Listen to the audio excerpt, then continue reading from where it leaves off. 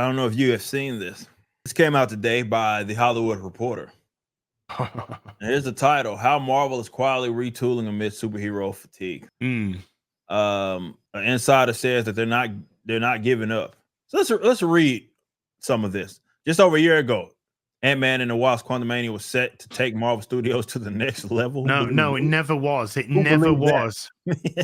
Who believed that? A new villain was going to be introduced, setting the stage for several years worth of storytelling, and the movie itself was a giant sizing of a franchise that was previously modest in scope. Instead, the Peyton Reed directed movie heralded a year's worth of missteps, box office blunders, and PR nightmares. It's happening way before then.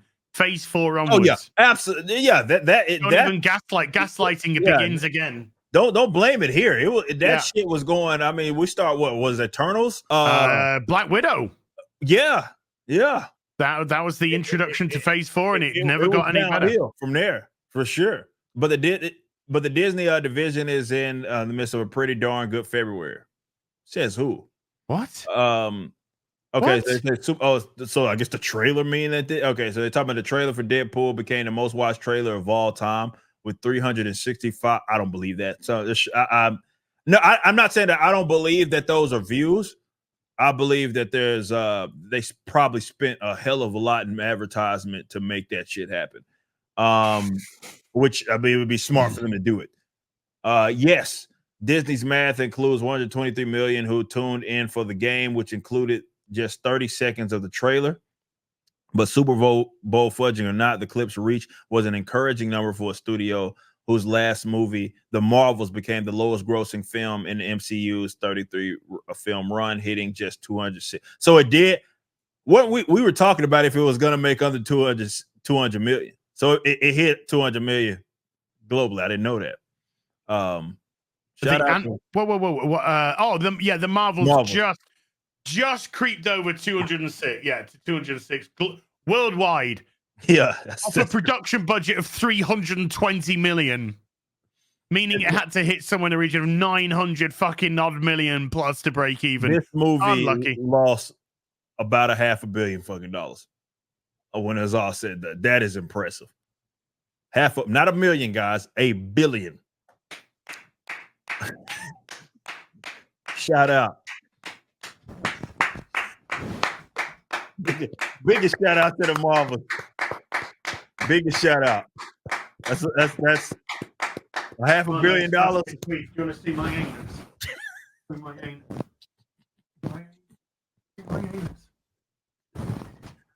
That's impressive. That is impressive. Next came Valentine's Day. Fantastic Four, Pedro Pascal, terrible casting, by the way. These other people, coupled with the retro art. Yes, we did see that. See, this is kind of.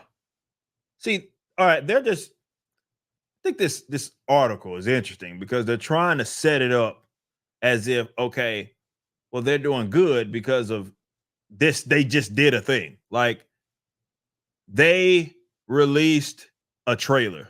Okay. They released a picture and they announced the casting. Okay. Well, what does that mean? That's not success. A day later, Marvel. No, it is a success. They did something that people didn't fucking make them lose hundreds of millions of dollars over. So they're patting themselves on the back going, well, we announced the cast for the Fantastic Four, and so far people are fine. Now, they haven't seen the fucking god-awful script that we've done. Talk about fucking patting yourself on the back for getting out of bed in the morning. Basically, yes. That's what happened.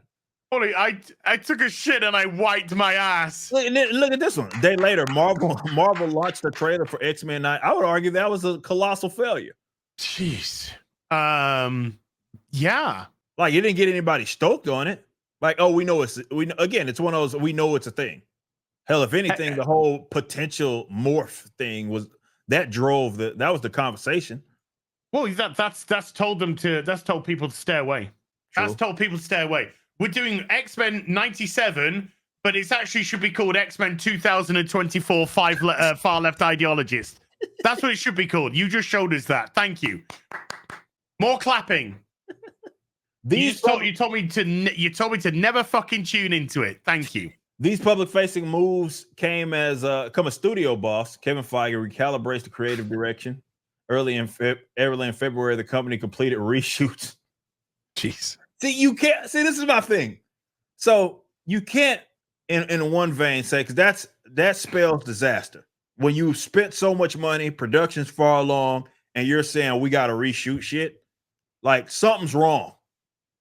This shit is in a bad state. Reshoots for Agatha Darkhold Diaries. Are we sure that that's going to be the title? Is that what they're? That is the fourth title of this show. The fourth. Okay. The company usually budgets 5 days of reshoots into the schedule, but the studio completed the work in just one. Okay, that's interesting. Okay. Feeling a sunny outlook. Okay. So they only spent a day to reshoot Agatha. Okay. The studio also quietly. Well, which one though? It's had multiple fucking reshoots. Well, I guess the fourth. The latest round only took 1 day. Is that what he's saying? I guess. What about the other fucking 4 lots of reshoots that it had? The studio also quietly hired Eric Pearson to polish the script for Fantastic Four. They're going to start shooting that in London this summer. Pearson, who worked on Thor Ragnarok and Black Widow. 2 dog shit films. Am I tripping? How can you be like, yeah, we're retooling? Here's this guy that already did shit that a lot of people weren't into. Oh, the fuck? Gaslighting. It's been the word of the fucking show. What? So he has a reputation of taking him over the finish line. I guess if by dead corpse, I guess dragging it over the finish line. Eric Pearson's your guy. Shout out Eric. We share a name.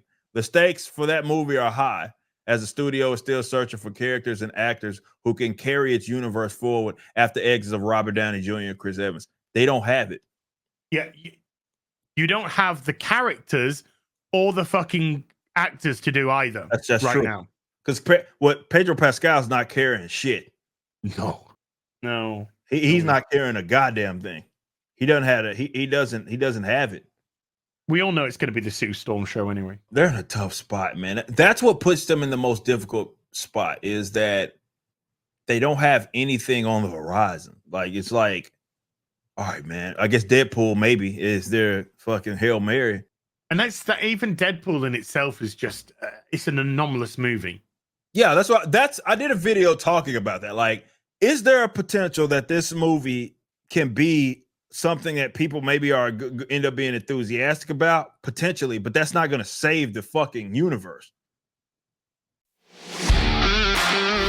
Thanks for watching. Be sure to head over to Rippaverse.com to check out our comic book company. We have books, plenty of merchandise, and even some glorious animations from Rippaverse Studios. Next up, possibly our most anticipated book thus far, Yaira.